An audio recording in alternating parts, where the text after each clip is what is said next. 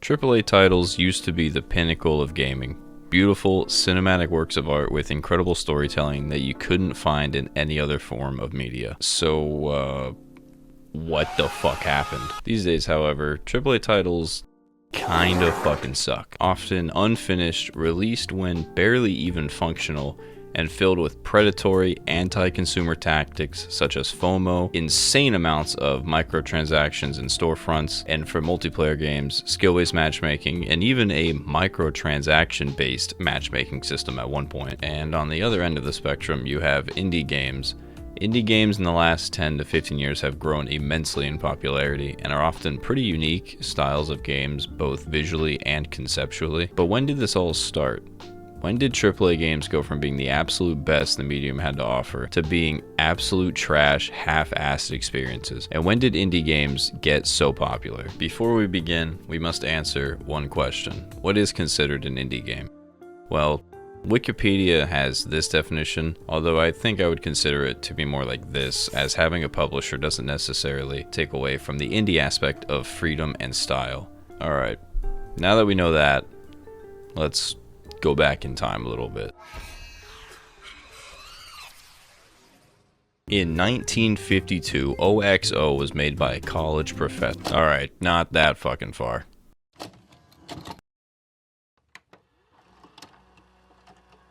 March 20th, 2006, Elder Scrolls 4 Oblivion is released, and just 2 weeks later, the first microtransaction of the modern age comes out. The most notorious DLC ever. Horse armor. It's so bad. For the low price of $2.50, you could put armor on your horse, but only 2 sets of armor. Not even like all the sets of armor in the game, like just steel and elven, I'm pretty sure is all it was. $2.50 for horse armor. In Oblivion, this sort of system would absolutely explode, making it way easier to purchase DLCs instead of having to physically go to a store, buy it, and then come home and install it. You could just buy it and install it all from the same place. For quite some time after this whole horse armor buffoonery, there wasn't really anything crazy going on. Obviously, there were still DLCs releasing in the same way that the horse armor was, but they were like actual legit DLCs and they weren't just shitty horse skins. Digital storefronts for individual games didn't really exist. I suppose you could argue that in Black Ops 2, when they started releasing like skin packs, I thought even at the time that it was stupid and I didn't buy any of them, especially the bacon one. That looked like shit. And the Peacekeeper weapon, like the gun, but the gun like wasn't even good. It was okay, but it wasn't like fucking groundbreaking or insane. However, in 2014, it all changed when the Call of Duty nation attacked. Alright, this is the part where I really start shitting on Call of Duty.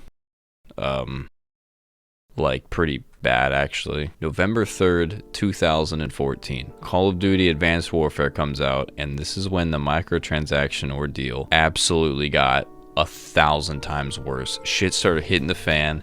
This is AAA Gaming's 9/11. You see, in Advanced Warfare, you could acquire supply drops or just basically loot crates. And in these loot crates, you could get many things. Gear like exosuits, weapon variants, which are just weapons with more accuracy, more damage, less recoil, whatever. And even you could even get perks and score streaks that you could drop in mid-game. Literally, they monetized everything about Call of Duty you could possibly think of. And they made billions, with a B, billions of fucking dollars from this shit. I just peaked the microphone with that shit. Pretty soon, you could not play a new game without there being a digital storefront with their own premium currency. You literally could not escape it. And Battle Royale games really latched onto this strategy quite heavily. Most of the time they're free to play, so I get the argument of, oh, how are they gonna make money if they're free to play? Understandable. They get a little bit of slack, but like $15-20 for one skin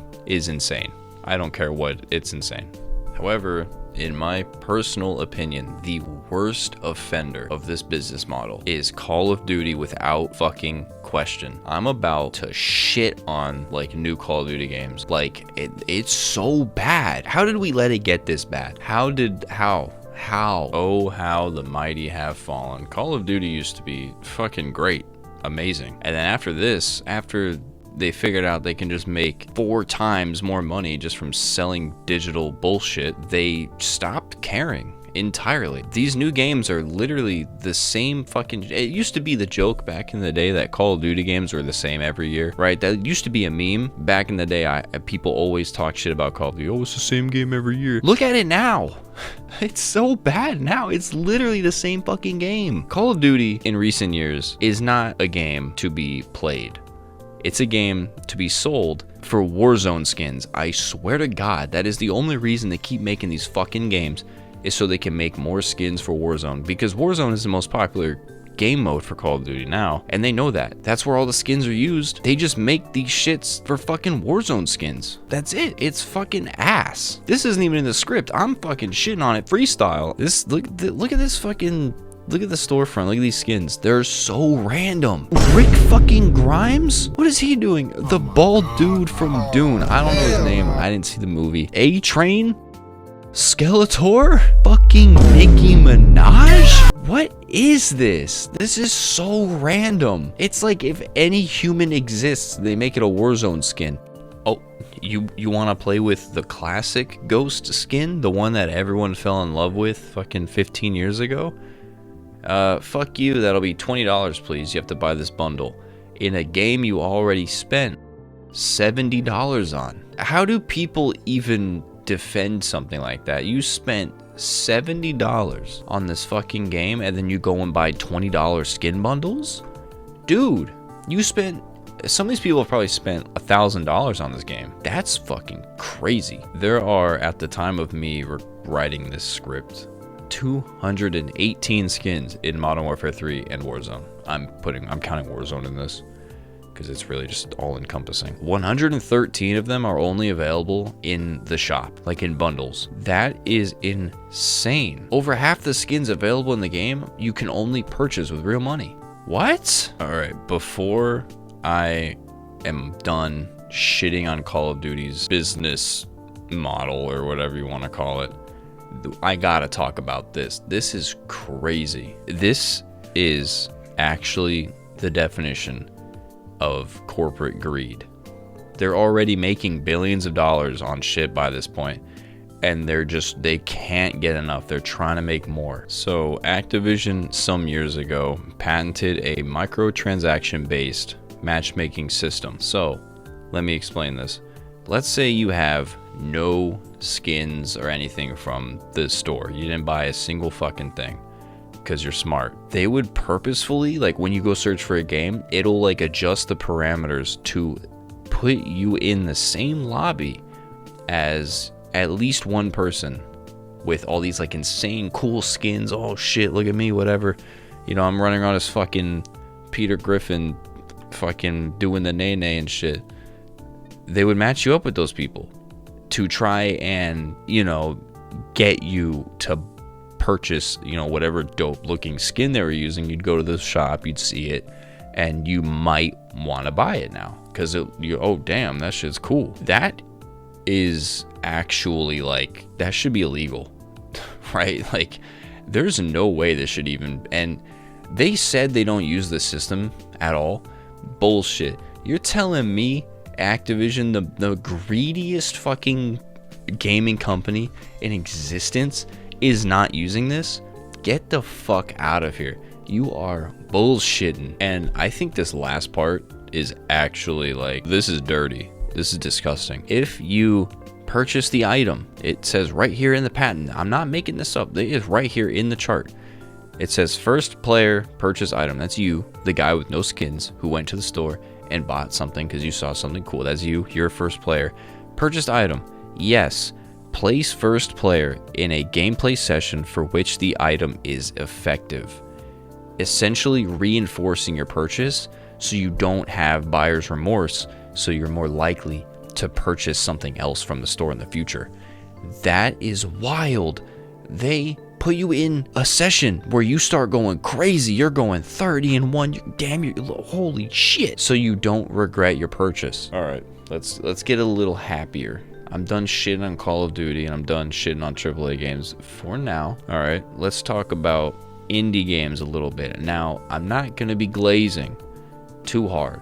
All right, there's a glazing moment coming up pretty soon. Indie games, on the other hand, have seen a steady growth in popularity over the past decade or so. They're often experimental due to not having a corporate entity hovering over the entire development process, and they have such a sense of style and uniqueness to them. Some notable examples are Hotline Miami, which was made by like 2 fucking dudes. Darkest Dungeon, which was funded entirely by a Kickstarter campaign. The Trials series, which started out as a Flash game and ended up on the Xbox Arcade Store and is actually incredible, by the way. And my personal favorite indie game, and maybe even one of my top fucking 3 games ever, Risk of Rain 2, also made by like 2 guys, by the way. My fucking dog just snored. I'm keeping that in. Damn. Some of my favorite games of all time are indie games, because you can tell they were made with passion and love and not just for a deadline and dollar signs. Now, it ain't all sunshine and rainbows over here. Some indie games do have Battle Pass-like features in them, such as Deep Rock Galactic.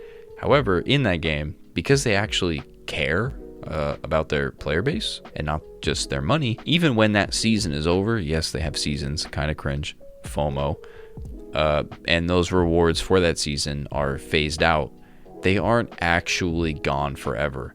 They just move into like the game's item pool, so you can find them in game for completely free by just literally playing the game. That is some shit you will never ever see in a AAA title. Alright, this is the glazing sesh. This is when I start glazing. I'm doing tricks on it. Alright, I'm about to start doing jumping jacks on the shit. Helldivers 2, baby. That's right, it's that game. You can't get away from it. It's that good. Anyway, Helldivers 2 has done something entirely different with how they handle a sort of battle pass type system. Instead of, you know, the typical battle pass, you know, it says ends in fucking 112 days, whatever. They have something called war bonds, and the rewards within these war bonds are obtained with medals instead of, you know, you just get XP, go towards the next level, whatever. You unlock them with medals, which is a currency you acquire by literally just playing the game. You get medals as rewards for completing missions, and it's not like you get 1 or 2 and